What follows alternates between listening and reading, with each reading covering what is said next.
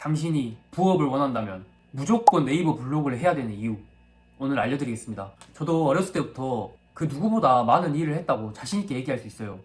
저는 우선 택배 상하차, 거기서도 가장 힘들다는 로진 택배 상하차를 했었고, 그 다음에 맘스터치 알바, 숯불 고깃집 알바, 편의점 알바는 당연하고, 저도 정말 많은 부업을 해봤고 일을 해봤는데, 제가 지금 네이버 블로그를 해서가 아니라, 여러분, 부업은 네이버 블로그만 한 게 없어요. 진짜로.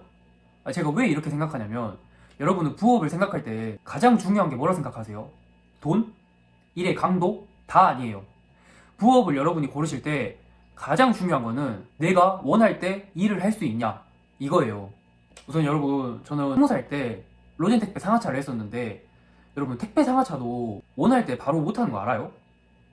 이게 원한다고 바로 할 수가 없어요. 그 전날에 신청을 해서 저녁에 문자가 오면 이제 출근을 하는 거고, 문자가 안 오면 출근을 못 해요. 그러니까 부업인데도 불안정한 부업인 거죠. 그리고 제가 6시에 셔틀버스를 타서 한 센터에 8시쯤 도착을 하거든요.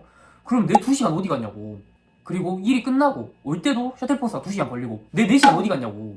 오히려 이게 셔틀버스 시간까지 해버리면은 시급으로 마이너스라니까요. 그리고 대리운전 하면 되지 않냐, 배달하면 되지 않냐, 소카 하면 되지 않냐, 이런 질문들이 많은데, 자, 우선 최근 유행하는 부업들의 공통점은 날씨의 영향을 많이 받아요. 날씨의 영향을. 눈이 오거나 비가 오거나 그럴 때는 단가가 2배로 뛰잖아요. 왜 단가가 2배로 뛰겠어요? 그만큼 하는 사람들이 없으니까 단가를 2배라도 주고 플랫폼에서 인력을 구하는 거잖아요. 데일이나 배달이나 소카 같은 부업은 날씨의 영향을 너무 많이 받고, 그 다음에 지역에 따라서 건수 차이도 너무 많이 나요. 건수가 많은 지역은 많고 건수가 없는 지역은 너무 없고, 현직에 계신 분들은 잘 알겠죠. 근데 제가 정말 많은 일을 해봤는데 부업으로 네이버 블로그만 한 건 진짜 없어요. 자, 우선 첫 번째, 네이버 블로그는 초기 비용이 안 든다. 단 1원의 비용도 들지 않아요. 여러분들이 컴퓨터나 휴대폰만 있으면 할 수 있는 게 네이버 부업이에요. 그리고 꼭 인스타에서 부업 홍보하면서 초기 비용 내고 이제 자기의 노하우를 알아가라, 초기 비용 내면은 그 후부터 돈이 따박따박 들어온다. 네, 이거 다 4단계죠. 절대 하지 마세요. 여러분, 초기 비용이 들어가는 부업은 절대 하지 마세요. 부업인데 왜 초기 비용이 들어가요? 초기 비용이 들어갈 건 그냥 내 사업하지. 초기 비용 들어가는 부업은 절대 하지 마세요. 그리고 두 번째, 날씨 영향을 절대 안 받아요. 저는 눈이 와도 그냥 집에서 블로그 쓰면서 돈 벌고 있고, 비가 와도 집에서 블로그 쓰면서 돈 벌고 있어요. 날씨가 덥든 춥든 눈이 오든 비가 오든 블로그는 아무 영향이 없습니다. 특히 그 어떤 것보다 날씨에 영향을 안 받는 게 블로그의 가장 큰 장점이에요. 그리고 마지막 세 번째, 갈수록 내 가치가 인정받는다. 여러분, 부업을 하면서 사실 부업은 대부분 일당직이잖아요. 일용직이거나.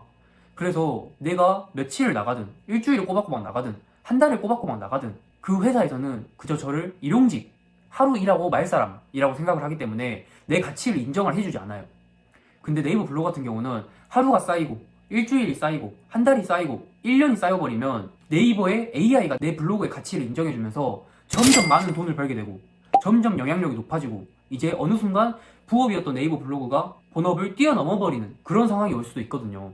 저도 그렇게 된 상황이고요. 그리고 이제 저희 누나, 저도 친누나가 있는데, 저희 친누나는 이제 98년생인데 아이를 2명을 키워요. 제 조카들. 근데 누나도 이제 기저귀값, 애기 용품 이런 거라도 아끼려고 네이버 블로그를 시작을 했는데, 육아 블로그를 시작을 했어요. 근데 처음에 이제 육아 블로그 시작을 하고 애기 용품, 기저귀 이런 거 협찬을 받으니까 너무 좋아했는데, 어느 순간 애기 용품이나 기저귀보다 현금이 더 필요한 상황이 오더라고요, 누나도.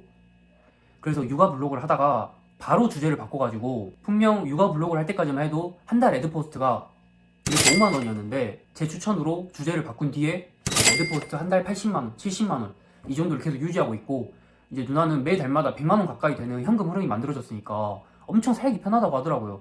근데 이게 사람이 욕심이 참 많은 게, 누나는 분명 처음에는 육아용품만 받아도 나는 소원이 없다 이러더니, 나는 애드포스 10만 원만 더 벌어도 소원이 없다 이랬거든요. 근데 이제 애드포스 100만 원 버니까 여기서 더 사람 욕심을 내더라고요. 제가 이걸 보면서 깨달았어요. 아, 진짜 사람 욕심이 없구나. 근데 누나도 이제 애들을 키우면서 부업을 할 수 있는 게 마땅치 않잖아요.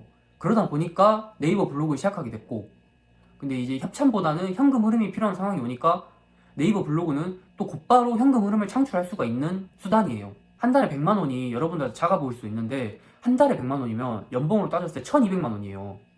여러분이 연봉 협상에서 어떤 회사가 저 연봉 1200만 원 올려주십시오 사장님 이랬을 때 어떤 사장님이 그래 자네의 공이 이번에 컸지 내가 흔쾌히 1200만 원 올려주겠네 이런 회사가 있을까요?